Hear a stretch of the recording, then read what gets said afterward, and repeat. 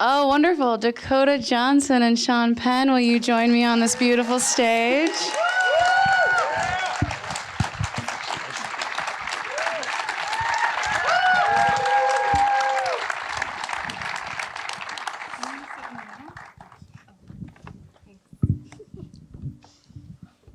So, hi, welcome back, everybody.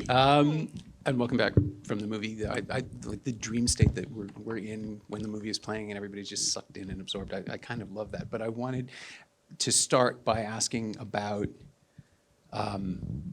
there's a lot of dialogue in this film, but I wanted to ask about the silences, which seem pretty crucial to me in both characters' experiences.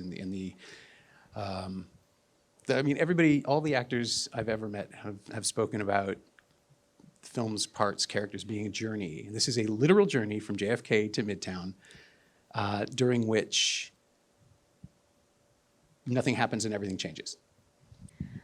I mean, it was everything was on the page. It was really so, I think when something is so well written, it makes sense. The pauses, the natural pauses make sense, and the breath, and then when there's kind of a banter going, it all just flows in a way that feels really natural. So it never felt, like one of those uncomfortably long silences.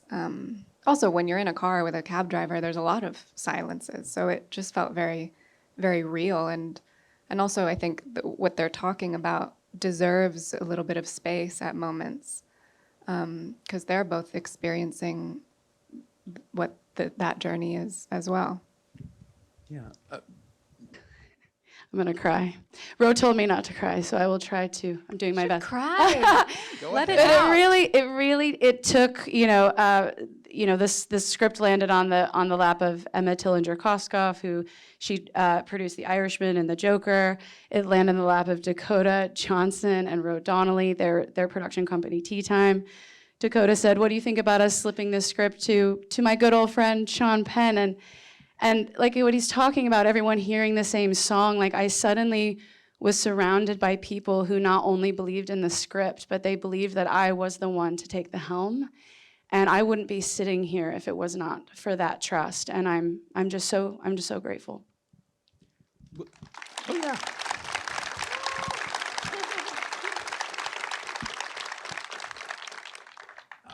Well, obviously the logical next question is toward Dakota. Speaking of intentionality, this is a role that kind of pushes against a couple of things that are in your toolbox. I mean, you're an incredibly animated presence, and this requires you to not move.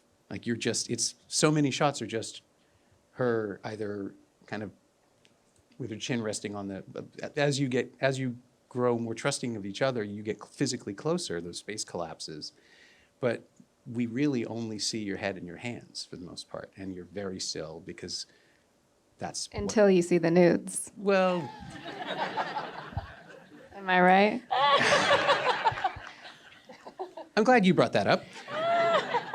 Oh, crap, this WGA SAG stuff, we can't really talk about struck work. I hope you all understand, but there is a body of, there are films in your past which are designed. A body of work. Well, as it were. We talked about Ben and Kate before. Oh, crap, I shouldn't have said that either. This wonderful sitcom she made 10 years ago. Anyway, that's my angle.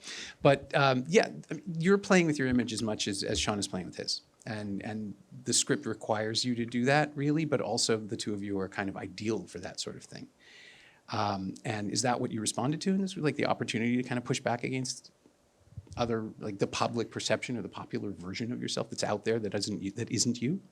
I didn't feel that. I more felt like I was really interested in the sort of parallel experience of when in life, whereas what I've experienced in life is when you are like bumping up against something in yourself, it is very confined. It's not like having a massive movement of experience. And I don't know, I guess I just found the landscape of the back seat to be similar to what it feels like to really go through something that is painful, and growth is painful, and heartache, and it always feels very tight inside of you. And I think that doing this work and being like the gift of saying these words and having this conversation with this extraordinary person and extraordinary talent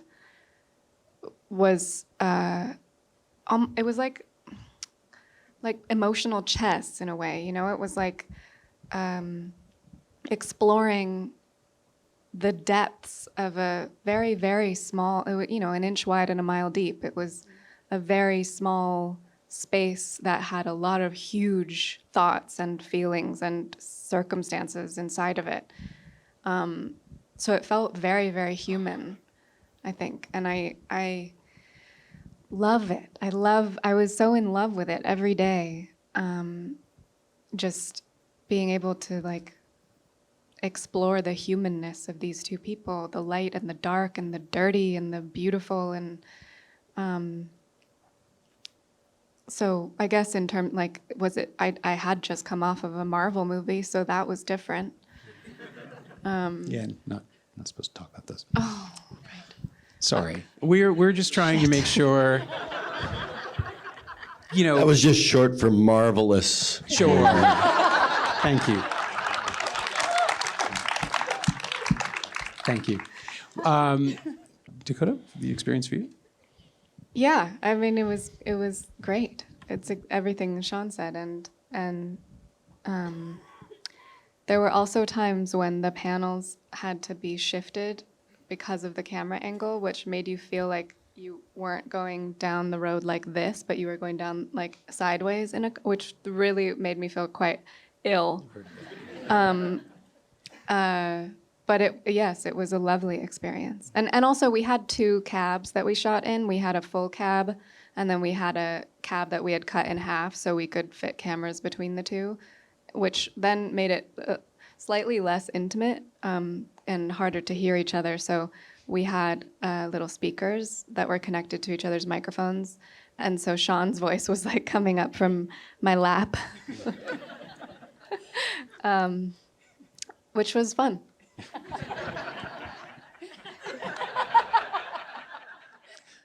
Well, thanks for coming out. Thank you all for being the first Toronto audience to see this. Thank you, Christy. Thank you, Dakota. Thank you, Sean. It was a pleasure. We'll see you at the next one, everybody.